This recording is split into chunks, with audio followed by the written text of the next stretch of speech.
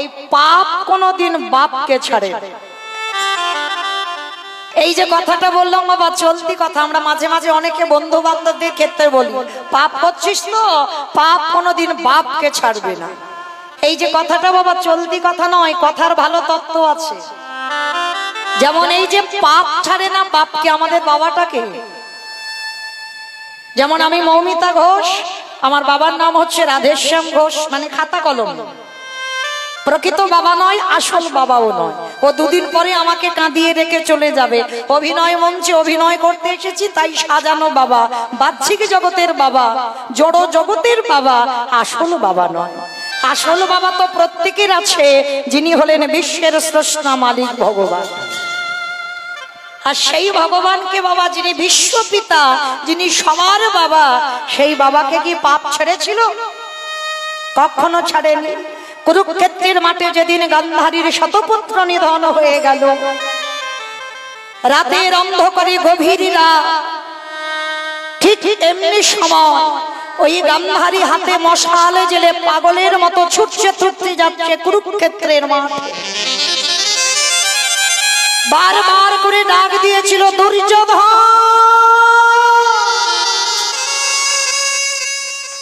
দুঃশাসন। পাগল হয়ে গেল গান্ধারী মা, খুঁজে বেড়াচ্ছিল একটা একটা করে সন্তানের, কোন সন্তান আমায় মা বলে ডাকুক, পাচ্ছে না বাবা। আর এই পৃথিবীতে জানে বাবা সেই মা পুত্র হারার যন্ত্রণা যে মা পেয়েছে। ছেলে খুঁজে বেড়াচ্ছে, হাতে রক্তে রক্তাক্ত হয়ে গেল। কোন ছেলের কাটা মুন্ডু ধরলো, কোন ছেলের পা, কোন ছেলের হাত কেটে পড়ে আছে, টুকরো টুকরো হয়ে পড়ে আছে। ওই গান্ধারী মা নিজে সাজিয়েছিল দুর্যোধনের চিতাটা। কিন্তু বলেন তোমার মা হয়ে সন্তানের চিতা সাজাতে পারে? মা হয়ে সন্তানকে চিতার উপরে তুলে দিতে পারে? মা হয়ে কি সন্তানের মুখে আগুনটা দিতে পারে? পারে না। পাগলিনীর মতো গান্ধারী কাঁদছে, কেউ কি নেই, কেউ কি নেই যে আমায় একজন অন্তত সন্তানের মুখে আগুনটা দিয়ে যায়? পিছন থেকে একজন হেঁকে বলেছিল, আমি আছি, আমি আছি। কে? এই রাতের অন্ধকারে আমি তো দেখতে পাচ্ছি না, কে বললো আমি আছি দুর্যোধনের মুখে আগুন দেওয়ার জন্য? কে তুমি? পিছন থেকে হেসে বলে উঠলো, আমাকে তুমি দেখতে পাবে না, অত সোজা নয়। হাজার টিউবলাইট জেলে দিলেও আমায় দেখা যায় না, হাজার হ্যালোজিন আমার সামনে জেলে ধরলেও আমায় দেখা যায় না, হাজার হাজার হ্যারিকেনে যদি কেউ আমার চোখের সামনে মুখের সামনে ধরে আমার রূপ সে দেখতে পায় না। আমি যদি কৃপা করে তার জ্ঞান নয়নটা না দিই, সে কোনোদিন আমায় দেখতে পায় না। তবে তোমার সেই নয়ন হয়নি, তবু আমি তোমায় দেখা দেব। যেই না গান্ধারীর সামনে এসে দাঁড়িয়েছে, গান্ধারী দেখা মাত্র কৃষ্ণকে যেই না দেখেছে চমকে উঠে, কৃষ্ণ তুই বলছিস তুই মুখাগ্নি করবি? ভগবান খিলখিল করে হেসে উঠেছে। পিসিমা কাঁদো কেন? কাঁদো কেন? যার যখন পাপের ভরা পূর্ণ হবে,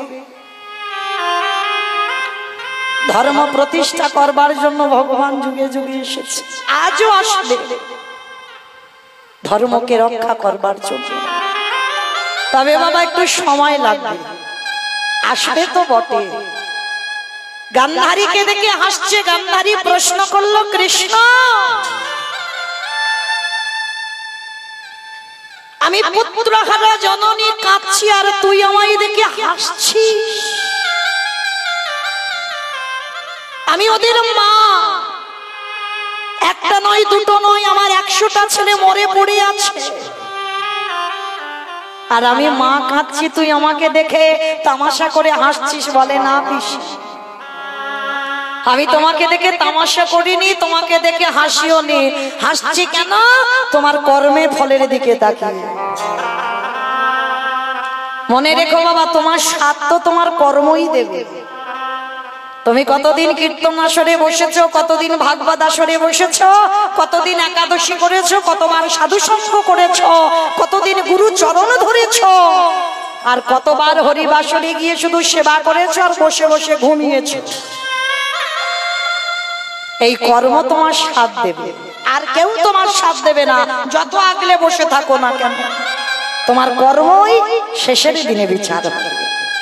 ভগবান গান্ধারীকে বলছে, পিসিমা কেন কাঁদছো তুমি? 100টা ছেলে তোমার নয়, চোরের ধন বাটপাড়াই খায়। কি বাবা চলতি কথা, চোরের ধন বাটপাড়াই নেয়, তাই 100টা ছেলে কি তোমার? তুমি তো চুরি করেছো।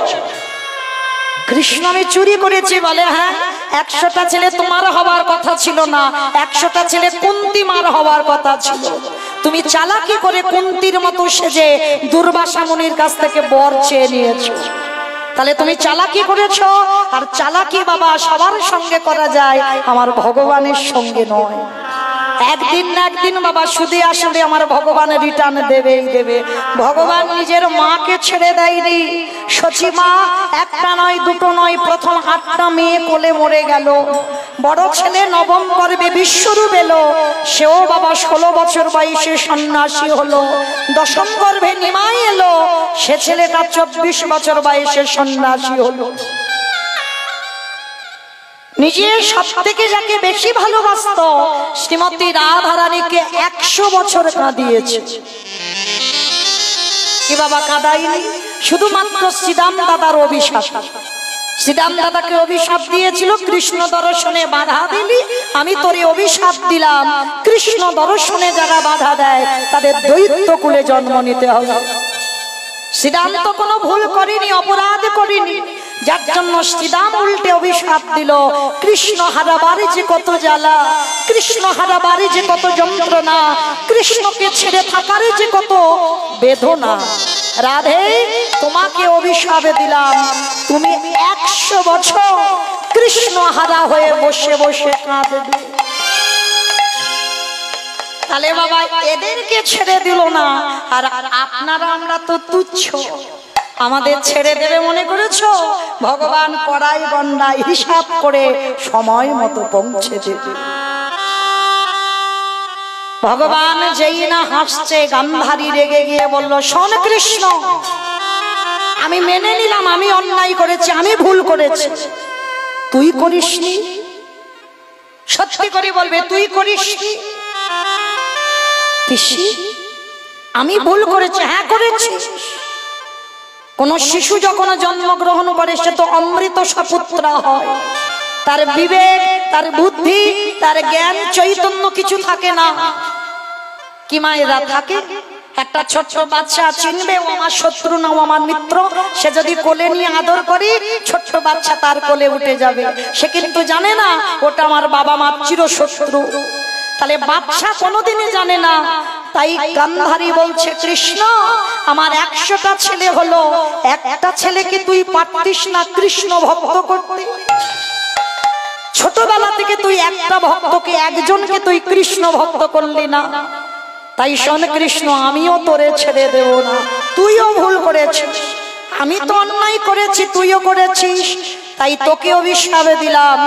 আমার যেমন কুরু বংশ ধ্বংস হলো, তোরে অভিশাপে দিলাম, তোর 56 কোটি যদু বংশ ধ্বংস হবে হবে হবে। ভগবান মাথা পেতে নিয়েছিল। পিসিমা কথা দিলাম, তুমি যখন অভিশাপ দিলে আমার শিরোধার্য। এই জন্য কথাই বলি বাবা, পাপ কোনদিন বাপকে ছাড়ে না।